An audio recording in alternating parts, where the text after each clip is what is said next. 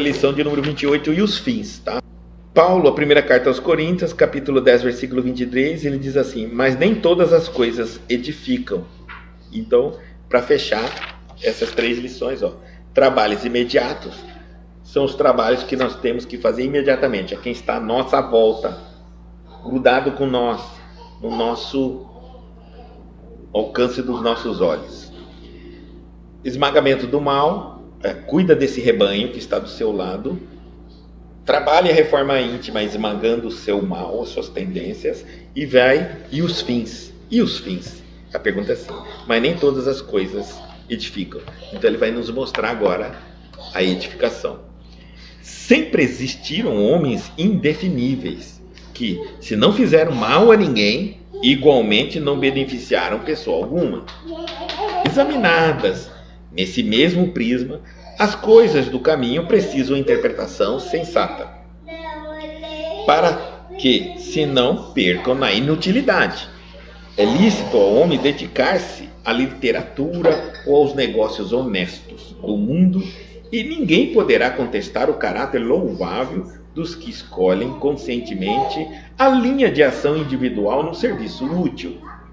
Entretanto, será justo conhecer os fins daquele que escreve ou os propósitos de quem negocia. E vale ao primeiro a produção de longas obras cheias de lavores verbais e de arroubos teóricos, se as suas palavras permanecem vazias de pensamento construtivo para o plano eterno da alma. Está fazendo uma pergunta. Em que aproveitará o comerciante e fortuna imensa conquistada através da operosidade e do cálculo, quando vive estagnada nos cofres, aguardando os desvarios dos descendentes? Em ambas as situações, não se poderia dizer que tais homens cogitam de realizações ilícitas. Todavia, perderam tempo precioso, esquecendo que as menores coisas trazem finalidade edificante. O trabalhador cônscio das responsabilidades que lhe compete não se desvia dos caminhos retos. Há muita aflição e amargura nas oficinas do aperfeiçoamento terrestre, porque os seus servidores cuidam, antes de tudo, dos ganhos de ordem material, olvidando os fins a que se destinam. Enquanto isso ocorre, intensificam-se projetos e experimentos, mas falta sempre a edificação justa e necessária. Falando da atualidade hoje nós estamos vendo isso com a evolução tecnológica, né? Então vamos lá. E os fins? Mas nem todas as coisas edificam, né? Sempre existiram homens indefiníveis, que, se não fizeram mal a ninguém, igualmente não beneficiaram a pessoa alguma. Isso é normal. A gente vem, o que Paulo de Tarso dizia, é o morno, né? Às vezes a gente chega na Terra e a gente é muito, eu diria, pacato, né? Porque a gente não faz nem o bem e nem o mal. E muitos se vangloria por nunca ter feito mal. E também, e só por não ter feito mal, ele se vangloria. Mas ele esquece de que o bem é visto pela bondade que é feita, não pela falta de uma maldade executada.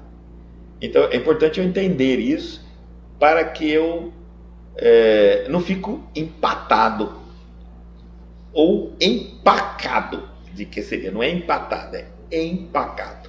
A vida, eu acabei fazendo dessa minha vida, eu desprezei ela.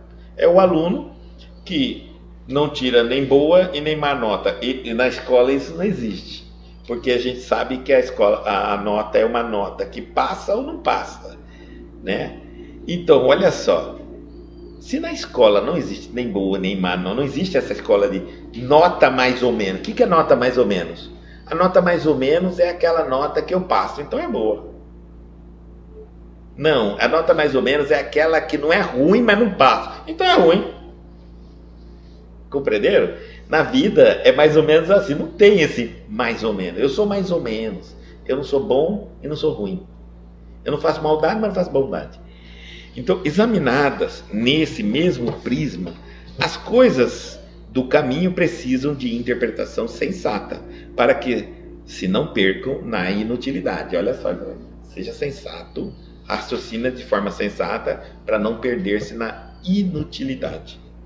É lícito ao homem dedicar-se à literatura ou aos negócios honestos do mundo, e ninguém poderá contestar o caráter louvável do que escolheram conscientemente a linha de ação individual no serviço útil. Se você escolher uma linha de ação individual no serviço útil, não tem problema. O que é uma linha? O que é essa linha que eu chamo linha de ação individual? Você não fez um grupo. Você de repente quer uma linha individual no serviço útil. Eu escrevi um livro. Minha máquina, meu computador lá, escrevo livros de autoajuda, de ajuda. É uma linha de ação individual, não tem grupo, não faz reunião, não tem ninguém. É uma caridade individual. Tem vários tipos de serviço. Eu sou um médico que atendo, eu só atendo um monte de pessoas de graça. É uma linha individual. Minha. Não tem grupo, não tem ninguém. É minha ação. Ele está falando assim, ó. Isso é lícito, né? Ele está falando. Entretanto, para que a gente não se perca, né? Será justo conhecer os fins daquele que escreve ou os propósitos de quem negocia. No caso aqui ele deu 2 exemplos. Quem escreve o livro e quem é negociador. Tá bom? Então ele está falando assim, olha, fazer obras, dedicar-se de forma individual em um trabalho útil não é problema. Agora tem que ver os fins. Em que fim realmente isso está sendo feito? É isso que ele está falando. Aí ele fala assim, de que vale ao primeiro, que é o escritor, a produção de longas obras cheias de lavores verbais e de arroubos teóricos, se suas palavras permanecem vazias de pensamento construtivo para o plano eterno da alma?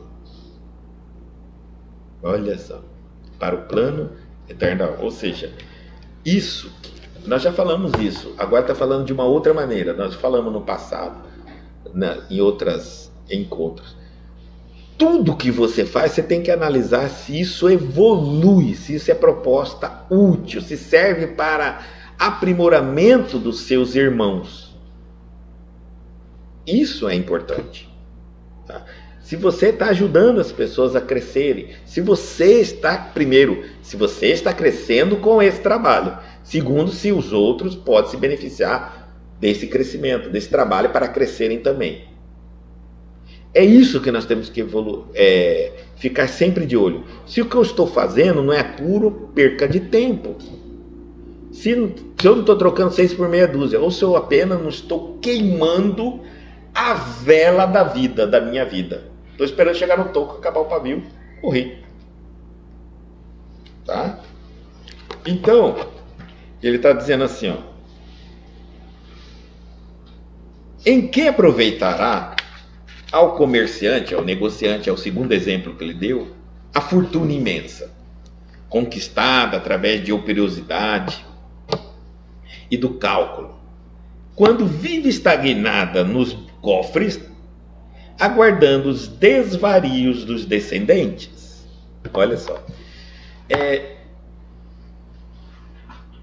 Às vezes eu sou um bom negociante, sou um cara bom de negócio, negocio, ganho dinheiro, abro uma empresa, administro, mas todo o dinheiro que eu ganho está no cofre, está no banco. Né? Hoje não tem mais cofre, é banco. Né? Então está lá no banco. Aí o trabalho que eu estou fazendo, ele é louvável, não tem nada de errado. Mas o que eu estou fazendo com o dinheiro que eu ganho, guardando no banco, está servindo à humanidade? Não. Está servindo ao progresso? Não. Está servindo a mim mesmo? Também não, só para o meu ego.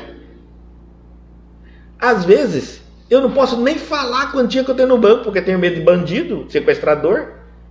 Até isso eu tenho que ficar quieto. Até o banco que eu trabalho eu não conto para ninguém me esperar no banco, na porta. Então, que vida que é essa? É muito egoísmo. O dinheiro, ele tem sim, eu tenho que ter precauções, mas eu tenho que tomar cuidado com o extremo egoísmo. Com o egoísmo. De que maneira? O dinheiro, ele é o propulsor do progresso. É o instrumento de progresso. Se eu ficar guardando ele, eu estou paralisando o progresso. Se todos os milionários do mundo guardarem o dinheiro no banco, o resto do povo passa fome.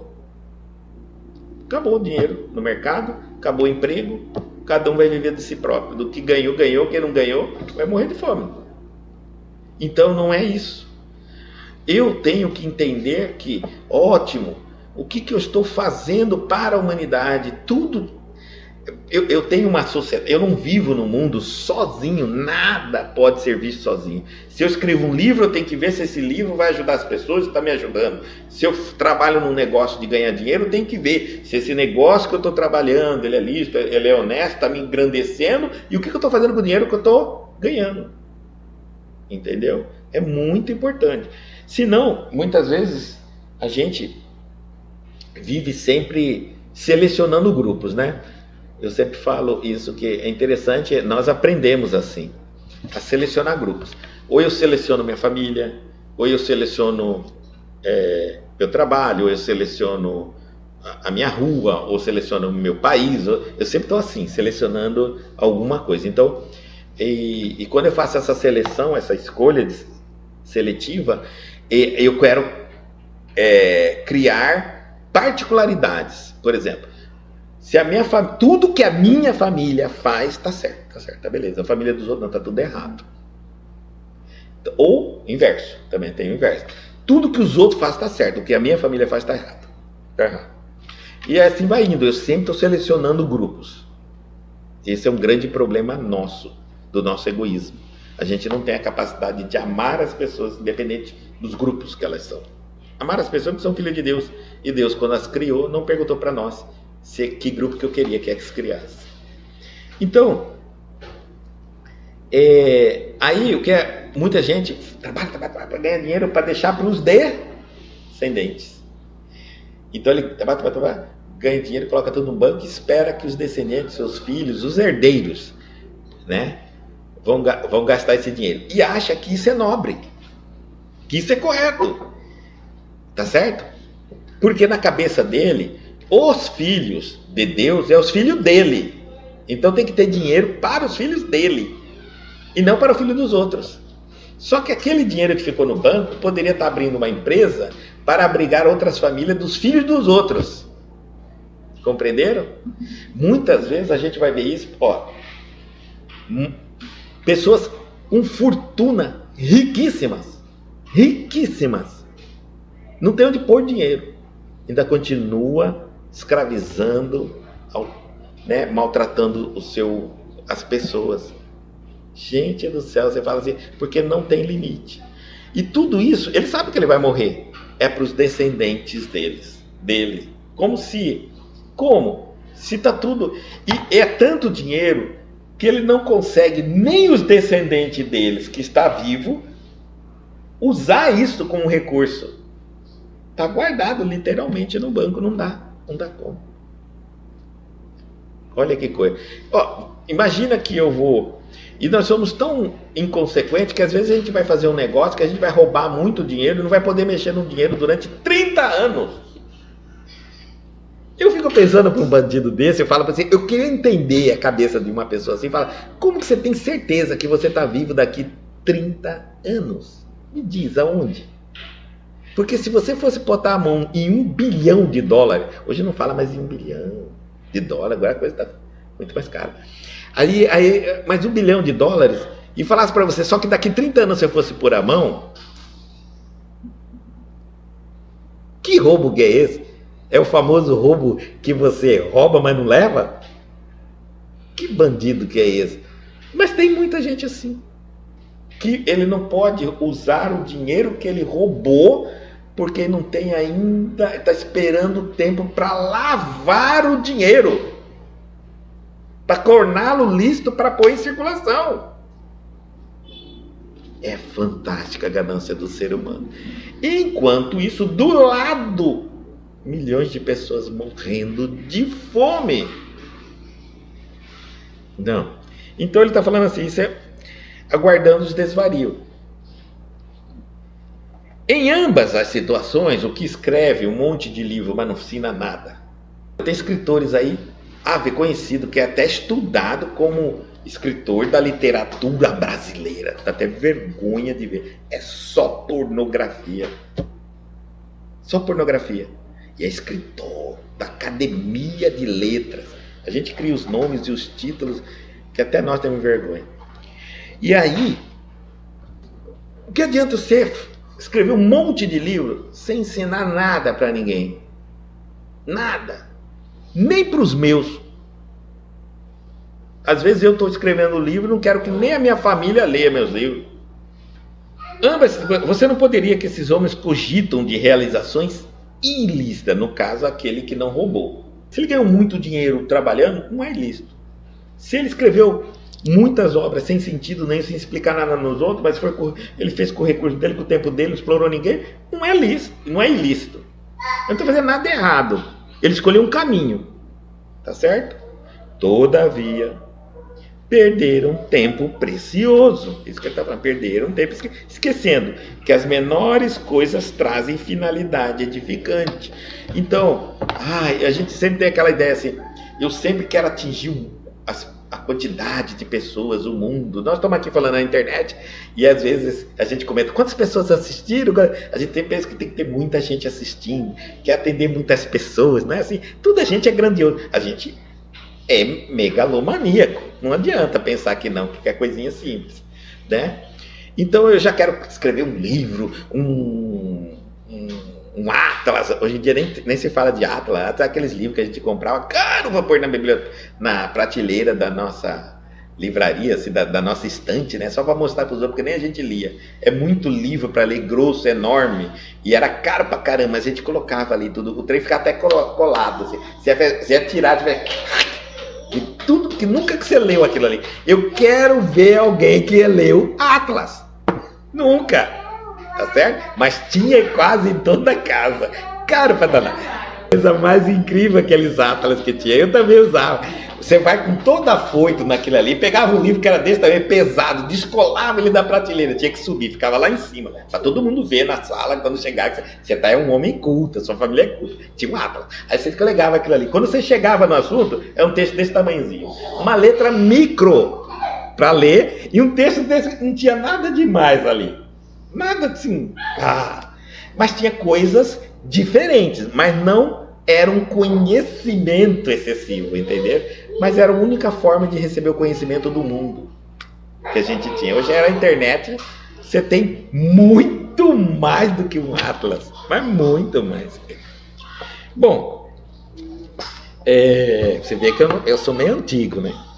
Então, em ambas as situações, todavia, perderam tempo, esquecendo que as menores coisas trazem finalidade edificante. Então, ele está dizendo assim, olha, não fica tentando alcançar, não fica pensando em um projeto de fazer uma caridade que alcança muitas vezes, coisas simples trazem finalidades edificantes. Vamos falar aqui uma coisa simples, bem simples, que pode ajudar muitas pessoas. Eu tenho uma área na frente da minha casa ali, uma calçada, né? Ou eu não planto nada, ou eu planto uma árvore que dá sombra e folha. Agora, a sombra que é o interessante, porque eu não fico na calçada da minha casa, não vou ficar só na frente da minha casa e da sombra, eu tenho coisa para fazer lá dentro da minha casa. E ninguém fica na frente da minha casa, que isso aí me irrita. Mas o que você está fazendo na frente da minha casa? Está sondando eu? Então para que tem a sombra? Então eu falo assim, por que não plantamos uma árvore frutífera, por exemplo? É uma coisa simples, tá? Simples, mas essa árvore vai crescer e vai dar sombra. Se não der sombra, vai dar fruto também. Esse fruto vai passar gente que pode estar precisando de um remédio, vamos supor, de uma vitamina. Tem criança pequena em casa, sabe que lá naquela rua tem aquela árvore, por exemplo, vamos colocar aqui uma árvore que seja assim medicinal, pode ser, não precisa ser só planta de fruto, tem árvores medicinais também. E eu deixo ali, tem um vasinho de erva cidreira, de capim cidreira. Todo mundo vai passar ali. Olha, alguém precisa de chá. São atitudes muito simples que quem faz e colocou ali na calçada é para a população mesmo, é para os outros. É a natureza, é Deus nos dando. Tá certo? Eu não posso requerer só meu. É Deus que me deu. Não é isso? E ali muita gente vai passar. Às vezes tem gente que sabe que da folha, não quer nem o fruto, mas a folha daquela árvore faz chá para curar tal coisa. Eu com essa ideia de auxiliar minha comunidade, simples, não vou ganhar visibilidade, não vou atingir milhões de pessoas, não vou ganhar dinheiro nenhum, estou auxiliando numa atitude simples. Estou dando aqui um exemplo simples. Então, trazem finalidades edificantes, positivas. O trabalhador consciente da responsabilidade que lhe compete, não se desvia dos caminhos retos.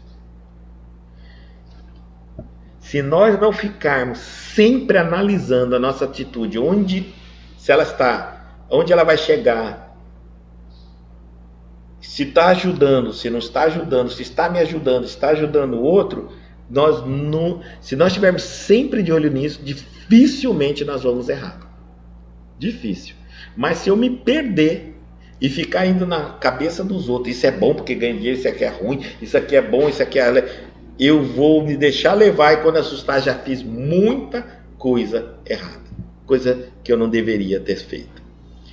Há muita aflição e amargura, continuando a leitura, nas oficinas do aperfeiçoamento terrestre. Ele está falando, a terra já tem muitos semelhantes, muitos filhos de Deus, muitos nossos irmãos já estão nessa oficina amargura, aflição, no aperfeiçoamento da terra. A terra é um mundo material e nós somos espíritos. Lutar, um espírito imortal, lutando para viver todos os dias para manter o seu corpo material vivo, já é uma luta terrível. E ele diz, por que os servidores, ele vai explicar por que isso, porque os servidores cuidam antes de tudo dos ganhos de ordem material. Tudo que nós vamos ver na Terra, ninguém quer fazer nada, a gente fala de graça. Plantar uma árvore na frente da sua casa, o que eu ganho com isso? E ainda por cima, eu que vou gastar minha água para molhar, eu que vou ter que podar? Não, o que eu ganho com isso? A gente está sempre vendo algo material, a gente não quer fazer nada que não nos dê retorno material. Só que quando eu faço isso, eu estou olvidando, esquecendo, os fins a que se destinam a vida material. A vida material, ela não está para ganharmos bens materiais. Compreenderam? Se eu estou usando a vida apenas para a minha vida material, eu estou errado. Tudo que eu fizer nessa vida é para eu acumular bens espirituais, para que quando eu partir, eu levo comigo. Então, eu tenho que permitir experimentar e viver experiências e produzir coisas com essas experiências que me auxiliam e que auxiliam os outros.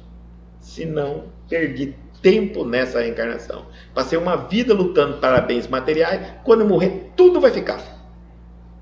Vai ficar mesmo, literalmente. Tá? E você, um mendigo do outro lado, pedindo orações para as pessoas que ficaram, sendo chamado de fantasma, assombração, espírito, para quem você aparecer. E aí, enquanto isso ocorre, intensificam-se projetos e experimentos, mas falta sempre a edificação justa e necessária. É o que nós estamos vendo no nosso século. Nunca houve tanta evolução tecnológica. Nunca teve na Terra. Nossa, como nós evoluímos tecnologicamente. Em todas as direções que nós pensarmos. Em todas as áreas que nós pudermos pensar. Mas o homem Não tem uma edificação justa. Você já pararam para pensar?